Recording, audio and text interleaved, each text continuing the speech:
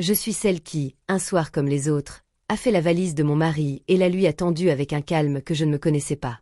Je m'appelle Brooke et, pendant bien trop longtemps, j'ai vécu avec un homme qui trouvait amusant de répéter à qui voulait l'entendre amis, famille, même des inconnus qu'il me quitterait pour ma meilleure amie s'il en avait l'occasion.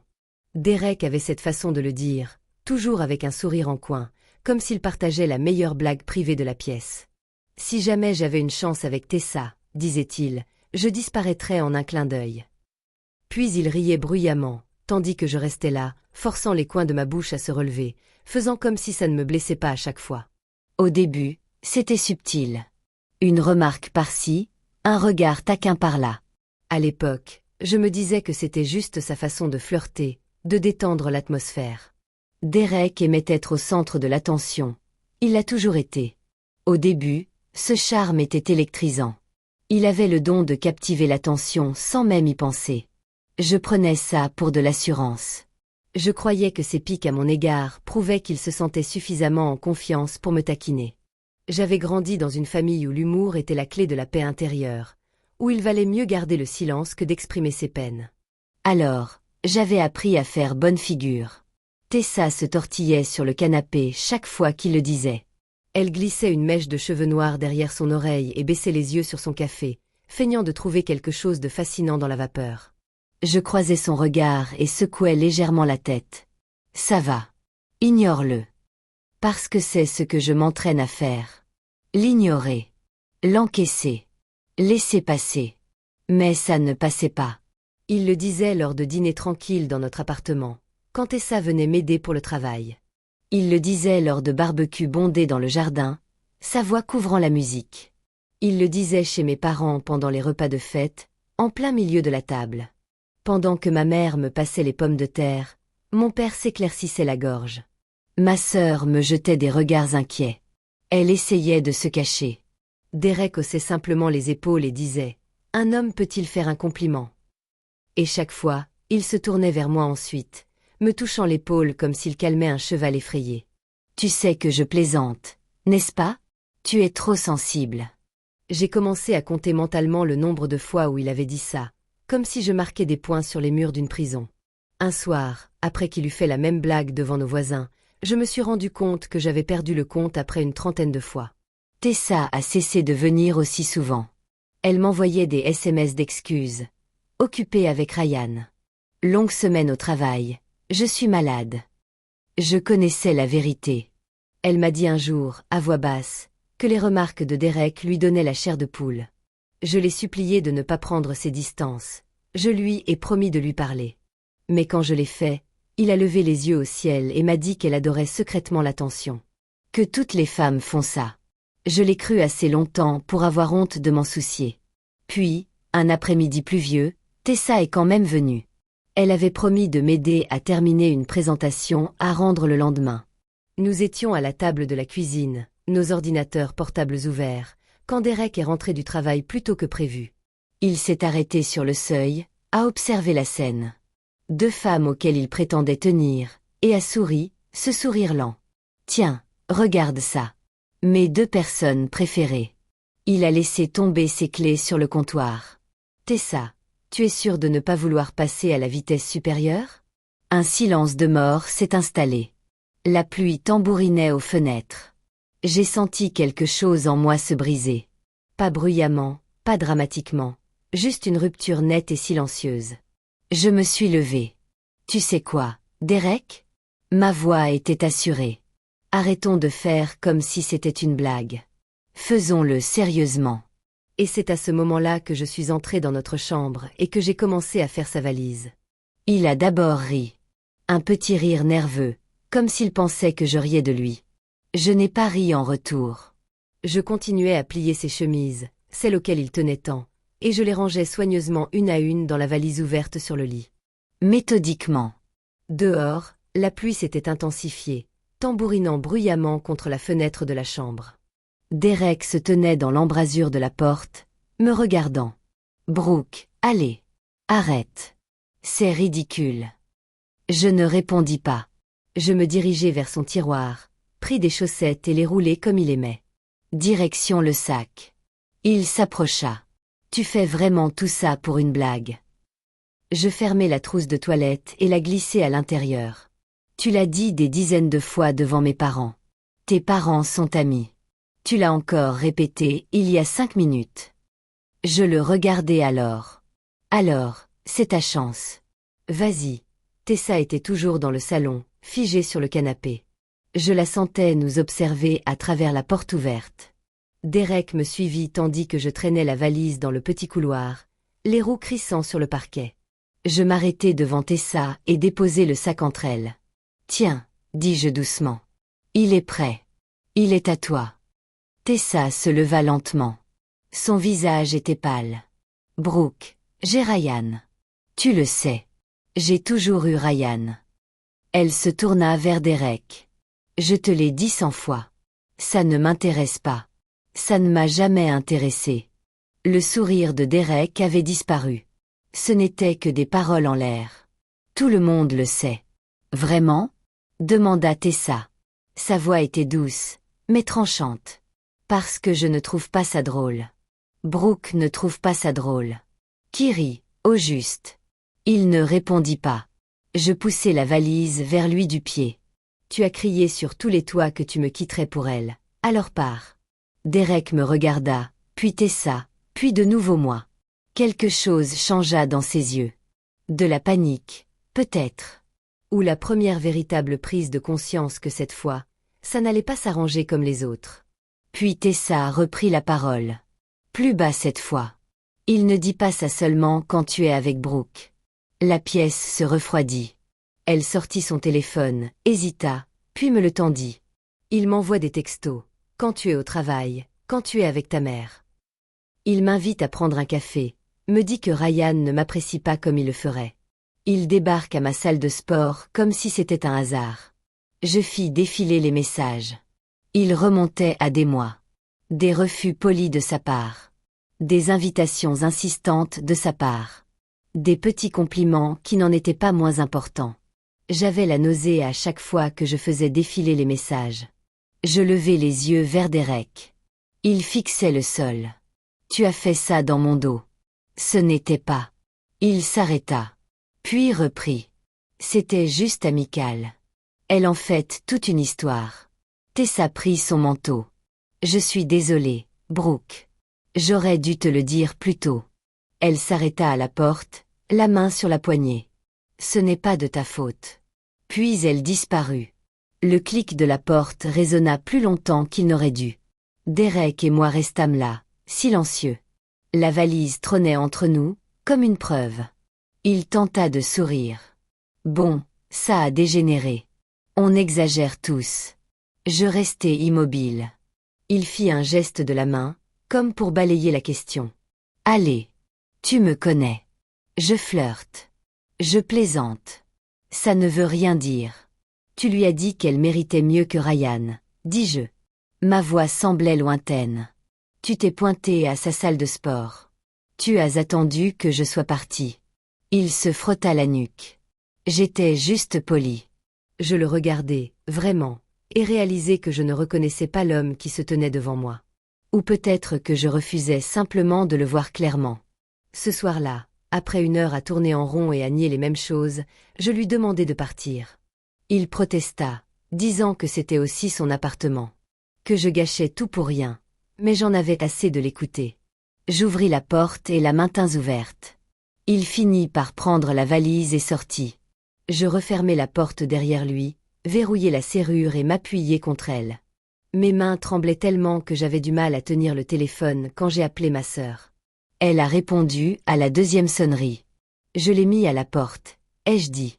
Bien, a-t-elle répondu sans hésiter. Je serai là demain matin. J'ai raccroché et suis resté planté là, dans le silence soudain de l'appartement. La pluie s'était calmée, ne laissant place qu'à un murmure contre les fenêtres. Tout me paraissait déjà différent, et pour la première fois depuis une éternité, le silence ne m'effrayait pas. Le lendemain matin, la lumière grise filtrait à travers les stores, une de ces journées grises qui donnent l'impression que l'appartement est plus petit. Ma sœur est arrivée tôt, un café et un sac en papier de la boulangerie du coin à la main. Elle m'a jeté un coup d'œil, encore habillée de la veille, les yeux rouges de fatigue, et m'a serré dans ses bras sans un mot. J'ai craqué. Les larmes ont d'abord coulé doucement, puis plus abondamment, imbibant son épaule. Elle me tenait dans ses bras, me caressant le dos de petits cercles, comme elle le faisait quand on était petite et que le monde me paraissait immense. Quand je me suis dégagée, elle m'a tendu le café. La vapeur s'échappait du couvercle, réchauffant mes mains. « Je n'ai jamais aimé la façon dont il parlait de Tessa, dit-elle doucement. Aucun de vous n'a dit ça. À votre avis, pourquoi avons-nous cessé de vous inviter aussi souvent? Je fixai ma tasse. Je pensais que le problème venait de moi, que j'étais trop sensible. Elle secoua la tête. Ce n'était pas toi. Il en riait à chaque fois, mais on voyait bien l'effet que ça faisait. Maman me demandait après si tu allais bien. Papa, lui, se taisait. Je pris une gorgée de café, sentant la chaleur m'envahir. Avec le recul, ces moments s'étaient accumulés comme des pierres dans ma poitrine. Les dîners de famille où les paroles de Derek planaient, faisant trembler tout le monde sur sa chaise. Ma façon de changer de sujet, vite et avec humour, pour détourner l'attention. J'avais pris cette habitude très jeune. La maison de mon enfance était empreinte de tensions non exprimées, et c'était toujours moi qui essayais de les apaiser d'un sourire ou d'une distraction. Le charme de Derek m'avait paru familier, comme un écho de cette atmosphère. Mais maintenant, assise ici avec ma sœur, je me demandais quelle part de moi-même j'avais enfouie pour que tout se passe bien. Pourquoi ne l'ai-je pas vu plus tôt? Murmurai-je. Elle me serra l'épaule. Parce qu'il minimisait les choses, comme si c'était toi le problème, à cause de mon téléphone. Mon téléphone vibra sur le comptoir. Le nom de Tess s'afficha. Salut, répondis-je. Ça va? Sa voix était rauque, comme si elle avait pleuré, elle aussi. Je crois. Ryan est au courant maintenant. Je lui ai tout montré. Elle marqua une pause. Il est furieux. Il voulait aller confronter Derek lui-même. Je laissai échapper un souffle qui n'était pas vraiment un rire. Je suis contente que tu l'aies. Un silence s'installa, un silence lourd de sens. Je peux venir? Il faut que je te montre tout, pas seulement ce dont je t'ai parlé hier. Elle arriva peu après, les yeux rougis, son téléphone à la main. Nous nous assîmes sur le canapé, ma sœur à côté, à la table de la cuisine. Tessa fit défiler les messages, des dizaines, remontant bien plus loin que je ne l'avais imaginé. Un café, un de ces jours, juste nous deux. Les mots de Derek sont arrivés en milieu de matinée, alors que j'étais au travail. La réponse de Tessa, non merci. J'ai Ryan la semaine prochaine. Tu étais magnifique au studio aujourd'hui. Ryan a de la chance. S'il te plaît, arrête-le. Je suis juste amicale. N'y vois pas d'autre chose. Sans cesse. Cette insistance me donnait la chair de poule. Et le timing. Chaque message était envoyé alors qu'il savait que je ne le verrais pas, surtout quand l'appartement était vide, à part lui. Il a tout manigancé, ai-je murmuré. Mes mains serraient trop fort le téléphone. Tessa a hoché la tête. J'espérais qu'il comprenne. J'ai déjà eu affaire à des types comme ça. À la fac, le petit ami d'une amie qui n'arrêtait pas de me harceler. Je m'en étais déjà voulu à l'époque. Je ne voulais pas créer d'histoire. Je lui ai rendu le téléphone. Ce n'est pas de ta faute. Nous sommes restés assis en silence, le poids de la situation s'estompant. Ma sœur a commencé un tableau sur son ordinateur portable. Date, message, commentaire. Je me souvenais des témoins. La liste s'est allongée. Une carte de toutes les manières dont il nous avait minés. L'après-midi même, Derek frappait à la porte. Ouvre. C'est chez moi aussi. Je n'ai pas ouvert. Ma sœur se tenait à côté de moi, sa voix ferme résonnant dans le bois. Va-t'en, Derek. Elle parlera quand elle sera prête. Il finit par partir, ses pas s'éloignant dans le couloir. Mais l'écho persistait, me rappelant que les murs que j'avais érigés autour de cette vie n'étaient pas aussi solides que je le croyais. Cette nuit-là, de nouveau seule après le départ de ma sœur, je restais allongée dans mon lit, fixant le plafond. La pluie avait commencé à tomber, douce contre le toit. Je repensais à mes débuts avec Derek, à la façon dont ses taquineries me semblaient ludiques, à la façon dont j'avais ri avec lui pour me sentir incluse. Mais maintenant, ces souvenirs se tordaient. N'avait-ce pas toujours été un moyen de me maintenir sous contrôle, de s'assurer que je reste reconnaissante? La question planait là, dans l'obscurité, Sans réponse. Mais pour la première fois, je me suis autorisée à ressentir pleinement cette douleur sans la refouler. Les jours suivants se sont estompés. Les messages de Dereric arrivaient par vagues. Des excuses mêlées d'accusations. Tu exagères. C'est dingue. Je rentre demain. Je les ai laissés sans les lire. Mon téléphone, face contre table, était posé sur le comptoir. Ma sœur est restée dormir quelques nuits. Sa présence était un réconfort discret. Nous avons trié ses affaires. Des chemises dans le placard, des livres sur l'étagère. Au fond de sa table de chevet, elle a trouvé un petit carnet. Elle l'a ouvert, le visage crispé, et me l'a tendu sans un mot. À l'intérieur, de la belle écriture de Dereric, se trouvaient les emplois du temps de Tessa. Les horaires de la salle de sport étaient entourés. Des notes sur son café préféré pendant ses pauses déjeuner, les courses du week-end, des pages et des pages couvrant des mois. J'ai eu un frisson. Ce n'était pas de la drague ou de mauvaises blagues. C'était délibéré, calculé. J'ai photographié chaque page, les doigts engourdis. Il la harcelait. Ma sœur a acquiescé. On appelle un avocat. J'ai découvert Édouard grâce à un collègue. Son bureau se trouvait dans un vieux bâtiment en briques du centre-ville, le genre d'immeuble avec des planchers qui grincent et des étagères remplies de livres de droit. Il m'écoutait tout exposé, les commentaires, les SMS, le carnet. Son visage restait bienveillant, mais ses notes remplissaient des pages. C'est du harcèlement, a-t-il fini par dire à Tessa, et de la violence psychologique envers toi. Le divorce sera simple. Pas d'enfants, pas de biens importants à part le bail de l'appartement et quelques économies, mais on garde toutes les traces écrites. J'ai hoché la tête, serrant les accoudoirs de ma chaise. C'était devenu réel, irréversible. Cet après-midi-là, je suis allée seule à la banque. J'ai ouvert un compte à mon nom. J'y ai transféré la moitié de l'épargne commune, juste mais définitive. Quelques minutes plus tard, mon téléphone s'est allumé. Derek. Qu'est-ce que c'est que ça? C'est notre argent. J'ai répondu par SMS. C'est ma part. Protège la tienne. Il a appelé. J'ai coupé le son. Tessa et Ryan prenaient régulièrement de mes nouvelles. Un soir, Ryan a appelé lui-même. J'aurais dû m'en douter. Tessa m'avait dit que Derek la mettait mal à l'aise, mais je pensais que c'était juste de la gêne. Pas ça. Tu n'étais pas au courant? J'ai dit, aucun de vous n'a pleuré. Pas complètement. Il a marqué une pause. Nous sommes là pour toi. Quoi qu'il arrive, leur soutien était comme une bouée de sauvetage, me sortant du brouillard dans lequel j'étais plongée. Les parents de Derek ont appelé ensuite. Sa mère d'abord, la voix sèche. Il est anéanti. Les garçons seront toujours des garçons. Peut-être qu'il essayait juste de te rendre jalouse. De pimenter les choses. J'ai serré le téléphone plus fort. Ce n'est pas pimenter un mariage. C'est blesser les gens. Elle a soupiré. Il t'aime. Ne gâche pas tout. J'ai raccroché, le cœur battant la chamade, mais son père a rappelé plus tard, d'une voix plus calme. Je suis déçue de lui. Je l'ai mieux élevé. Ce qu'il a fait n'est pas bien. Si tu as besoin de quoi que ce soit, dis-le-moi. Le contraste était douloureux. Une validation venue de sources inattendues. Des amis communs ont commencé à me contacter, déconcertés par les publications vagues de Derek sur les réseaux sociaux concernant une prétendue trahison.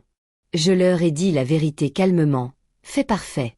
Les commentaires lors des réunions, les SMS, le carnet.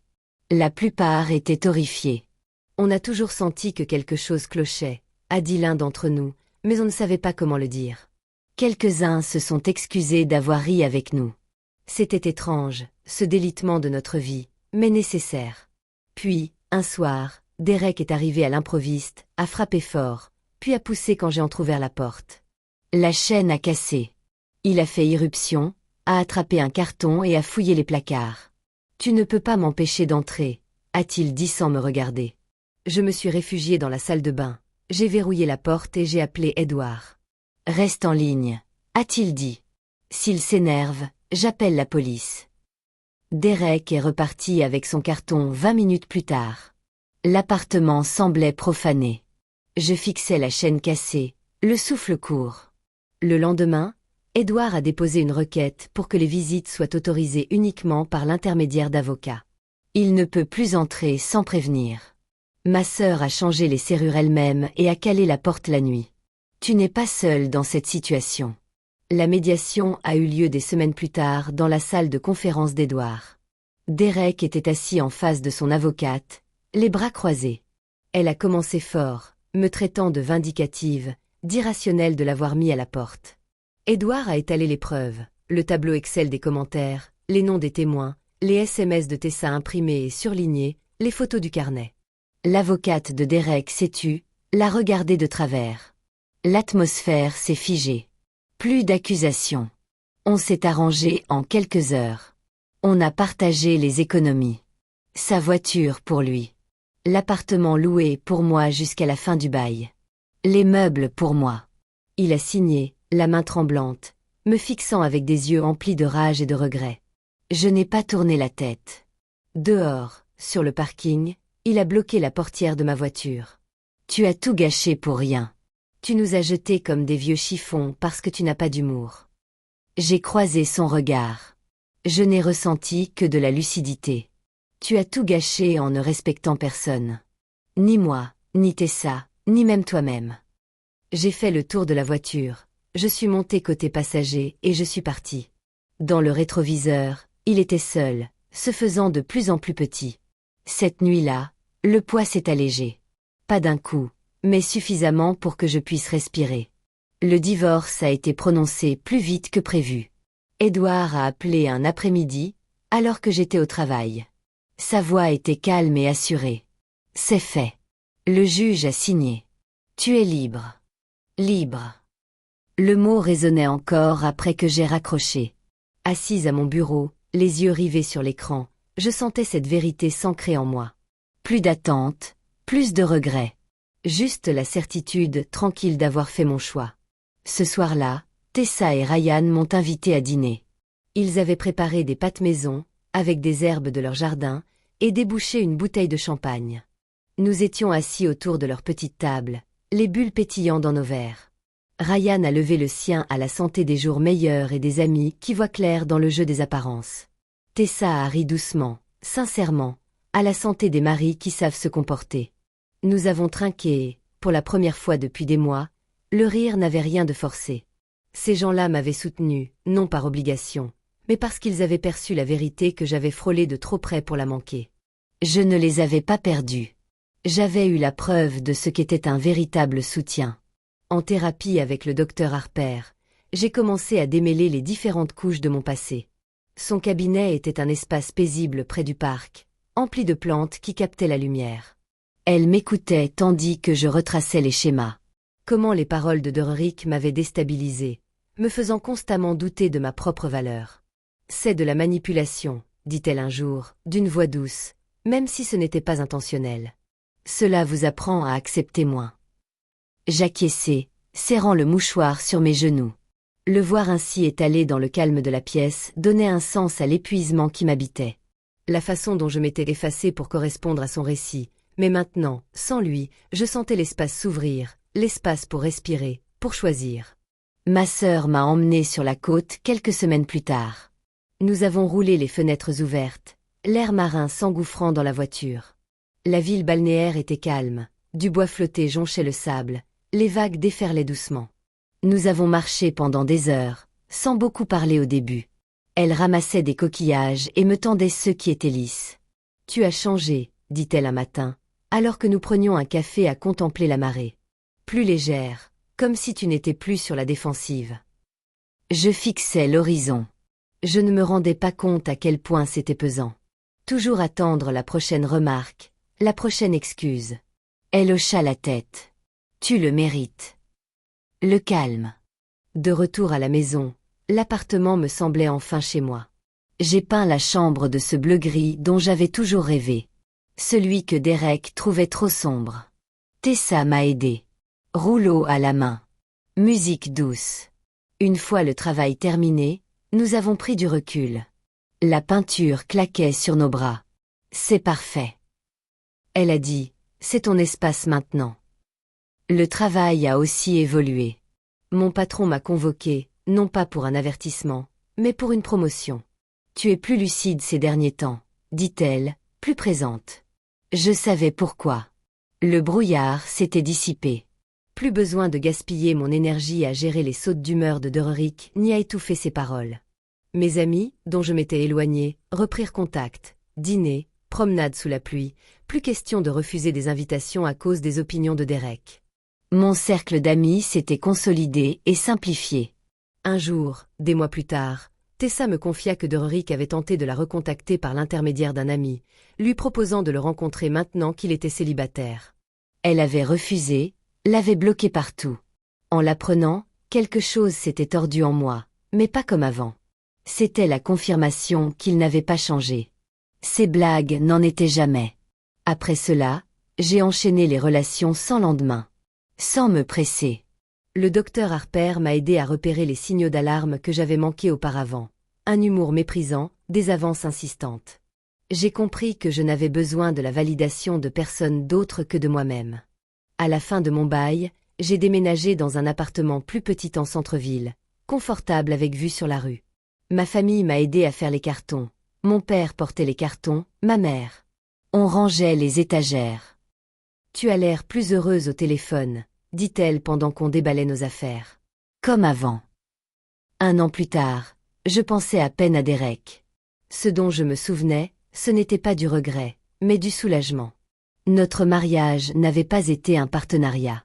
J'avais porté le poids de ses insécurités déguisées en taquinerie. Partir, ce n'était pas perdre, c'était se reconquérir. Maintenant, les jours s'ouvrent à moi. Je me réveille dans le calme, un café à la main, tandis que la pluie tombe doucement dehors. Je choisis mes couleurs, mes chemins. Et dans ce choix, j'ai retrouvé une force que j'avais oubliée. Parfois, tout perdre n'est pas la fin. C'est le début d'un nouveau choix, celui de se choisir soi-même. Merci de m'avoir accompagné sur ce chemin. Chaque histoire nous rappelle que la force se cache souvent derrière le chagrin. Si celle-ci vous a touché, restez avec nous, car chaque histoire révèle une nouvelle vérité du cœur humain. N'oubliez pas d'aimer, de vous abonner et de partager pour que d'autres histoires comme celle-ci puissent atteindre ceux qui en ont le plus besoin.